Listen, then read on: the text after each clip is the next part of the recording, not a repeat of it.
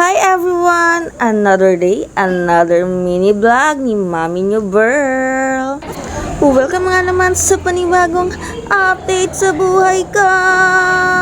Uy! Super duper late upload na to mga mami ko ha. Ito yung araw ng Sabado, pumunta kami sa MOA. Kasi ito yung birthday celebration na wish ni Ate Yumiko. Ang gusto niya talaga is mag-skate. Roller skate ba yun? Or ano, basta skate or ice skate kung ano ba yun. Basta ayun na yun. Tinupad lang namin yung wish niya para syempre, happy siya sa birthday niya. Ang haba ng lakarin namin mga mami ko. Yun yung una namin punta. Yan, tinitignan ko pa lang parang ayoko nang tumuloy. Charot. Kasi parang nakakapagod maghintay. Ang dami talaga, grabe. Lalo na weekends ngayon, mas mahal din yung rate nila compare sa weekdays.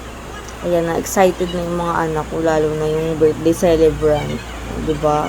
Gusto na nila agad yan pumasok. Siyempre, first time namin yan mga mami ko. Ang nangyari nga pala dyan, ayun pala yung mga rate nila. Ayan, pag weekdays, nasa 360 or 410 naman kapag weekends.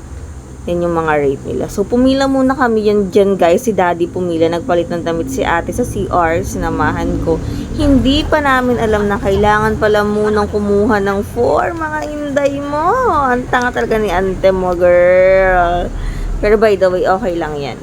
So, natapos na kami mag-register. Then, ang alam ko, naka-free yata kapag may birthday. Pero hindi ko nadala yung birth certificate niya or any ID meron siya kasi hindi ko talaga alam. So, nabura ko na rin yata or wala akong save na picture dun sa cellphone ko.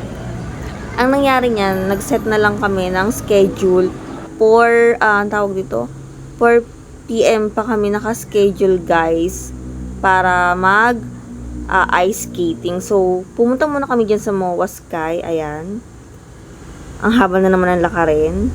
Ang tirik ng araw niyan, parang umulan or umambon dyan ng konti. Pero after niyan, ayan na. Ang init, parang ang kulob, grabe. Pero ang ganda dyan, guys.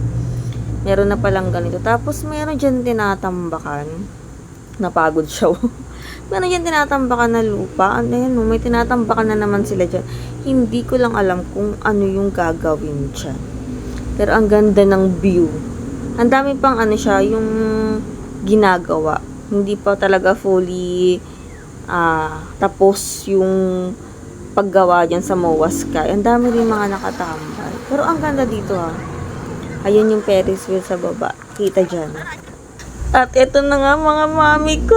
Nandito na tayo sa exciting part. Nandito na kami sa ice skating. Ito na yung schedule namin. Si Bunso, ayan.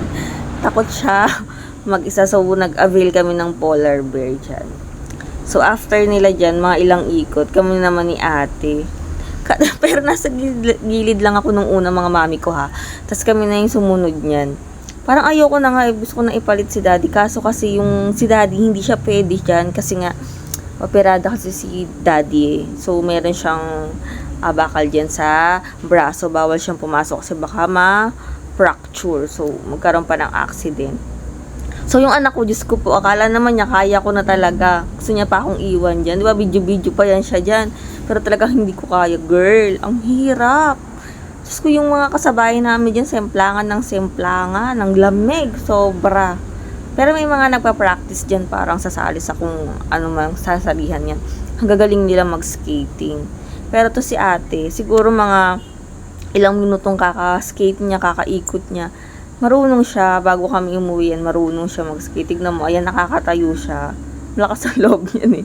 Ako talaga hindi, natatakot ako. Tapos, parang yung ice niya natutunaw na din. So, kaya mas lalong madulas. Ang dami talagang nagsisemplang dyan. Pero, di ba at least tinatry nila. Pero super enjoy mga mami ko ha. Try nyo din kung gusto nyo. O, di ba? Tignan nyo. Marunong na siya, di ba? O. Tapos, yung mga, kunyari, naka 1 hour na yan siya. Iiwan na niya yung polar bear. Mag-isa na siya. Wala na siyang standee. O, di ba? Ang dulas. Nakikita niyo yung parang basa-basa dun sa gilid. Mabasa na siya. Ayan na, umahon na ako dyan. Diba? So, nagpahinga muna ako kaya umahon ako kasi ang sakit sa balakang, sa braso, sa binti. Kasi Ang hirap mag-balance. So, hinayaan ko lang si ate dyan. Grabe yung enjoy ng anak ko dyan. Super sulit. Hindi mo mababayaran talaga ng kahit ano. Ayan. Thanks. Grabe, ang daming nag-skating ditong mga bata. Grabe, paldo si Moa. Charis. O, diba? Tapos, ayan, bumalik na naman ulit ako. Kasi nga, tinatawag na ako ni ate. Ayaw niya na mag-isa lang siya. Gusto niya kasama ako.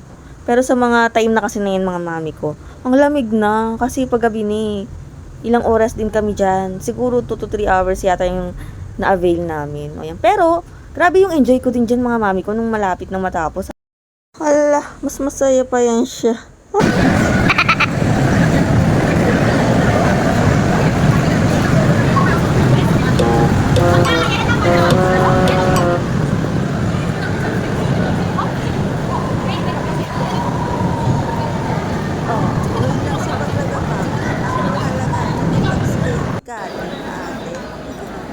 Ano ba sa'yo, bulalo? Food trip na lang kami kumain. Kasi nga, kasi natin ang bulalo.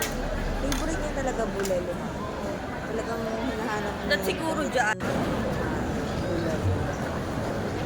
Hindi niya kami hihintay kasi kami nagagala pa kami sa mga so, nagtuyo kasi nila si Bunso, sinama na ni Gabi kung saan na naliligo.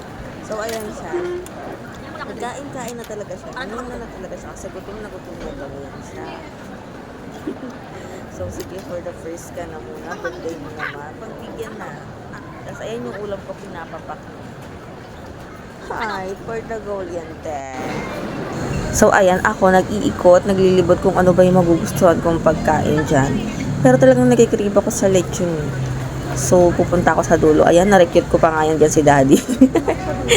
Kasi alam nyo, gusto na naman niyang orderin. Sisig na naman talaga mga inday ko.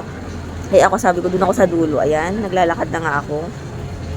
Pupunta ko dyan sa may pinakadulo kasi talagang titignan ko yung naka-solo set nila dyan. Dun sa may lechon. Parang lechon berry lang siguro yan ay dyan. Pero mga lutong bahay din yan, mga mami ko. Ang sarap din kumain dito.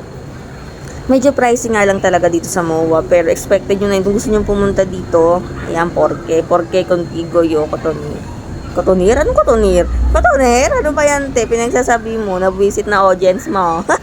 Sorry na, te. So, sa mga oras na ngayon, mga mami ko, nagpe-pray na kami. Kakain na kami. Pansin yung mga nauna na sila, di na kami nagkasabay-sabay kasi nga, gutom na talaga ang mga anak ko. Nakakaawa, nakakahintay. Siyempre, ang tagal din ng serving. Ang daming umu-order. So, pinauna na namin sila. Tingnan mo si ate, nakaubos na yun ng isang rice. So, nag-order po ulit si daddy ng rice. So, dyan, magsasabay-sabay na kami dyan. Tingnan mo naman. Diba, favorite na favorite niya talaga yung bulalo.